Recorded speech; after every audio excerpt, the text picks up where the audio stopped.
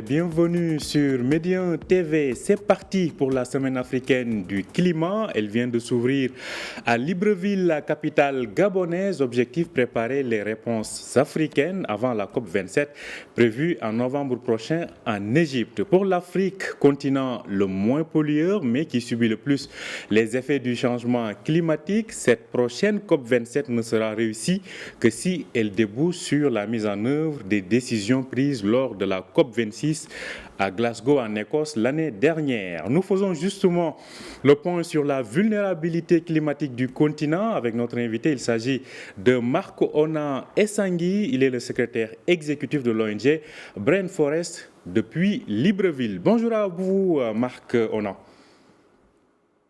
Bonjour, M. Baldé. Alors, merci d'avoir accepté notre invitation. Vous êtes à Libreville où se tient justement la semaine africaine du climat.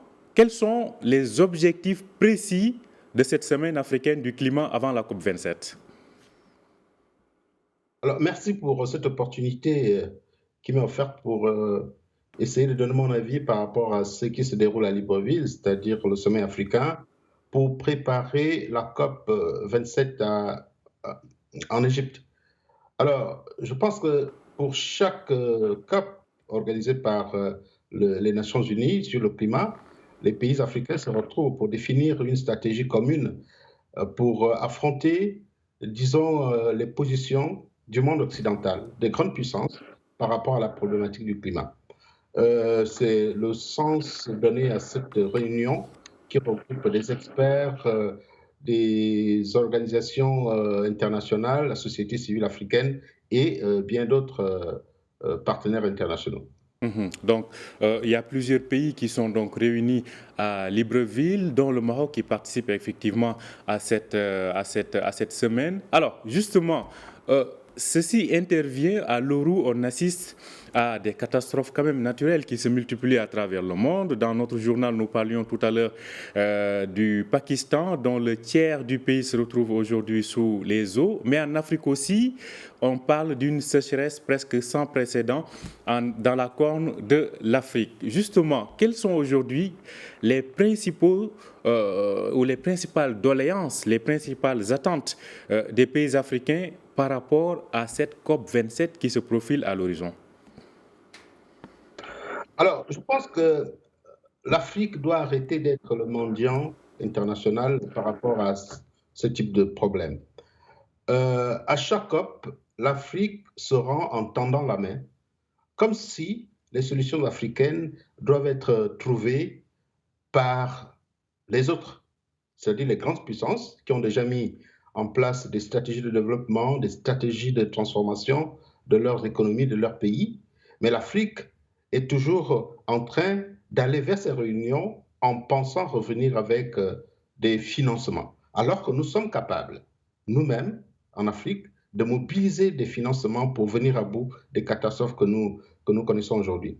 Alors, je pense que le continent africain est le continent le plus riche en termes de ressources naturelles, en termes de ressources énergétiques, en termes même de biodiversité.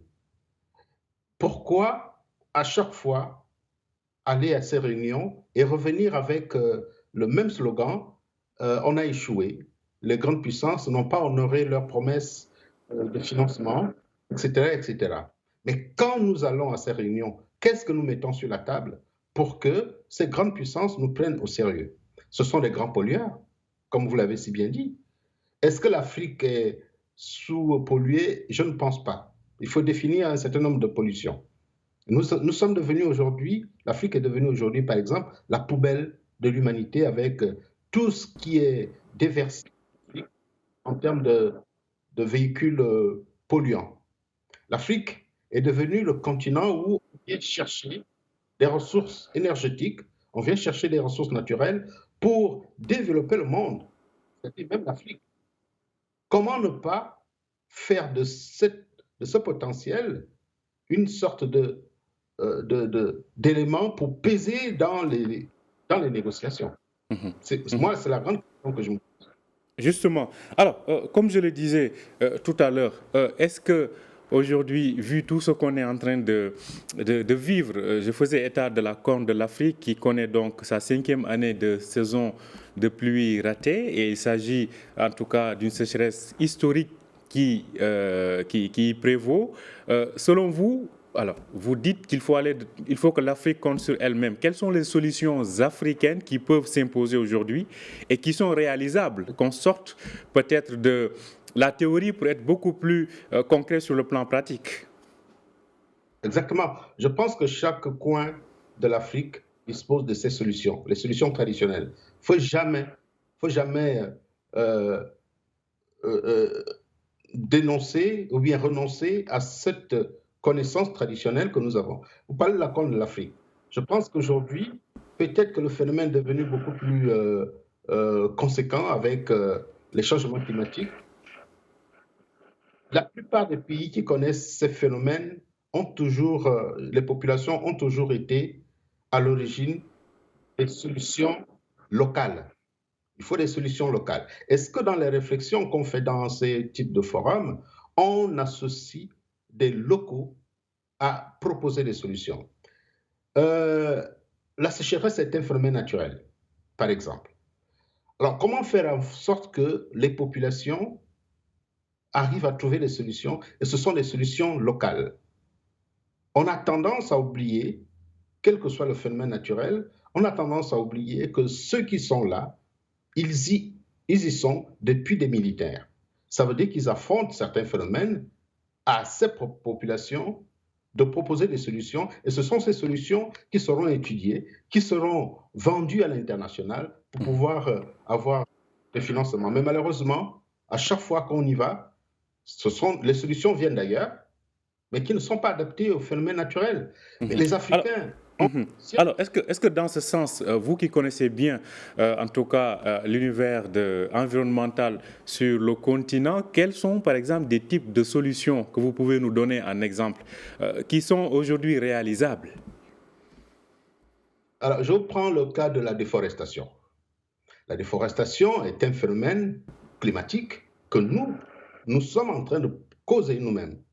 Non seulement on le cause avec des habitudes culturelles qui ne sont plus adaptées à notre environnement immédiat, mais qui sont adaptées et qui sont provoquées par l'appât du gain. C'est-à-dire vous avez des multinationales qui viennent en Afrique déforester. La solution que moi je propose, c'est, par exemple, demander aux populations locales quelles sont les techniques d'exploitation forestière que ces populations ont toujours adaptées pour ne pas arriver à des situations catastrophiques.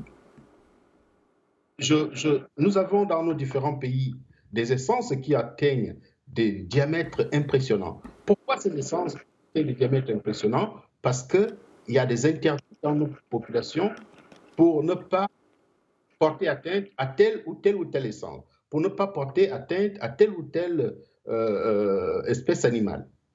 Mais malheureusement, ces techniques connues ne sont pas mises sur la table. Je vous prends un autre exemple.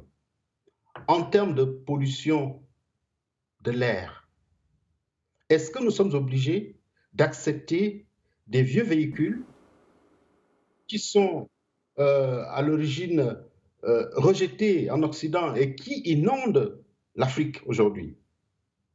Les déchets toxiques, pourquoi on est obligé de venir les déverser en Afrique? Tout ceci constitue des éléments qui provoquent un dérèglement climatique. Mais nous acceptons d'être la poubelle du monde, nous acceptons d'être ce continent où on vient tout prélever sans tenir compte de la survie de nos espèces animales et végétales. Nous sommes...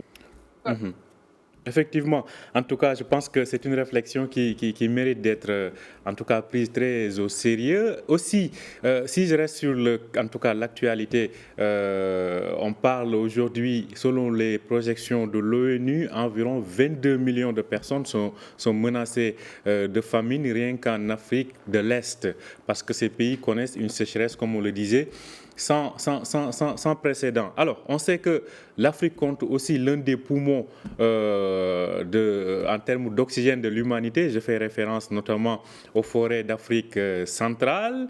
Il est question de les préserver. En Afrique, dans le Sahel, il était question de réaliser cette fameuse muraille verte pour contrer l'avancée du désert. Selon vous, comment avancent tous ces projets? Est-ce que ces projets-là aussi, aujourd'hui, parviennent à se concrétiser sur le terrain? Ces projets ne parviennent pas à se produire, c'est-à-dire on n'arrive pas à des solutions. Pourquoi on n'arrive pas à des solutions? C'est tout simplement parce que, c'est ce que j'ai dit tout à l'heure, on a tendance à être les mendiants du monde. On va tendre la main à l'extérieur pour pouvoir trouver une solution locale. Les Africains n'ont pas encore pris la mesure de la situation. Les Africains ne sont pas encore arrivés à se rendre compte que notre continent, non seulement doit se développer avec nos ressources humaines, nos ressources financières, et c'est avec le gap qui nous contraint d'aller solliciter l'international, c'est avec ce gap qu'on peut atteindre les objectifs. Mais malheureusement, on ne met pas sur la table les moyens financiers qu'il faut, mais on tend la main. Comme si c'est l'extérieur qui viendra résoudre nos problèmes. Malheureusement, l'extérieur profite de nos ressources naturelles. Je crois à l'expertise locale africaine. Je crois à l'expertise de nos populations locales. Je pense qu'au-delà de l'aspect financier, nous sommes capables de faire des efforts. Vous parlez de la muraille verte. Est-ce que vous pensez que les essences qu'on va planter pour réaliser la muraille verte vont venir de l'extérieur? Non, ce sont les essences de notre écosystème forestier. Pour l'Afrique centrale avec les forêts du bassin du Congo, quand on déforeste, ce ne sont pas des autres essences qui viendront enrichir le couvert végétal que nous avons détruit. Non, ce sont les essences locales.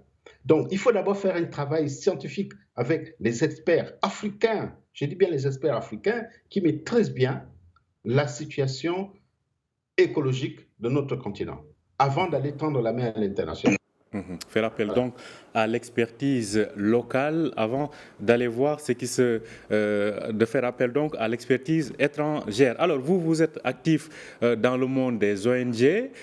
À votre niveau, en dehors de ce plaidoyer que vous venez de faire, quels sont les projets concrets que vous proposez pour permettre de réaliser justement? Tout à l'heure, vous parliez de l'expertise locale, vous parliez du fait qu'il faut faire appel aux solutions locales.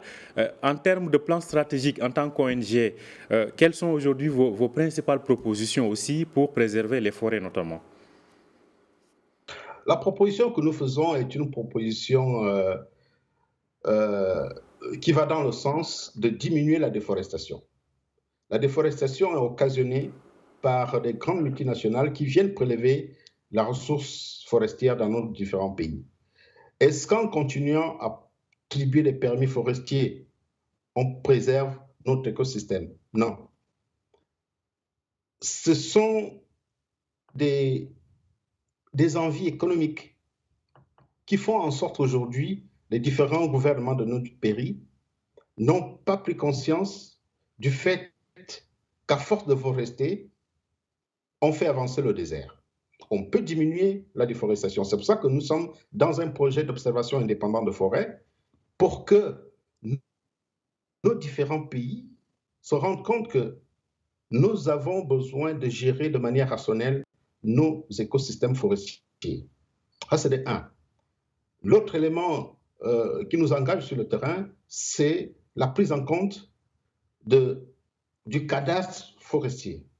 Aujourd'hui, on a tendance à penser que les populations locales n'ont pas de terre. La terre appartient à l'État. À partir du moment où la terre appartient à l'État, on est capable de faire n'importe quoi, de proposer n'importe quel projet à ces populations qui vont se retrouver complètement abandonnées sur leur terre. Il faut qu'il y ait une appropriation du statut du citoyen avec la terre que ce citoyen occupe. Mais malheureusement, nous avons plusieurs situations de déguerpissement pour des projets d'utilité publique. Alors, peut-être ce sera notre dernière question, c'est par rapport à la sensibilisation et à la conscientisation des masses concernant les changements climatiques, parce que le phénomène devient palpable. La baisse des pluies dans certaines parties du continent et là, notamment dans les zones des pays sahéliens. À ce propos, comment sensibiliser davantage la population ou bien l'Africain lambda pour être beaucoup plus au fait des enjeux en cours, mais aussi de mieux protéger son environnement? Moi, je propose un citoyen, un arbre. Si aujourd'hui, chacun est capable, quel que soit le lieu, de planter un arbre, de l'entretenir jusqu'à sa maturité, je pense qu'on aura fait en sorte que chaque citoyen participe à l'effort de forestation. Parce qu'aujourd'hui, le phénomène climatique est persistant, du fait même que la pauvreté des populations les pousse à déforester tout simplement parce qu'ils ont besoin des sources d'énergie. Or, nous sommes un pays, un continent avec plusieurs sources d'énergie, le soleil, on a pas mal de ressources, mais malheureusement, on a du mal à capitaliser ces forces énergétiques du continent. En tout cas, un citoyen, un arbre. Je pense qu'avec le milliard d'Africains aujourd'hui existants, l'Afrique ne manquera pas d'arbres. Merci à vous, Marc Ona Essangui. Je rappelle que vous êtes le secrétaire exécutif de l'ONG Brain Forest. Vous nous parliez depuis Libreville, où s'est ouverte hier la semaine africaine du climat, en prélude donc à la COP27 prévue en novembre prochain en Égypte. Merci d'avoir accepté notre invitation encore une fois. Merci à vous aussi de nous avoir suivis. Je rappelle que vous pouvez retrouver cet entretien sur notre site www.medianews.com. Bonne journée et bonne suite de programmes sur Média TV.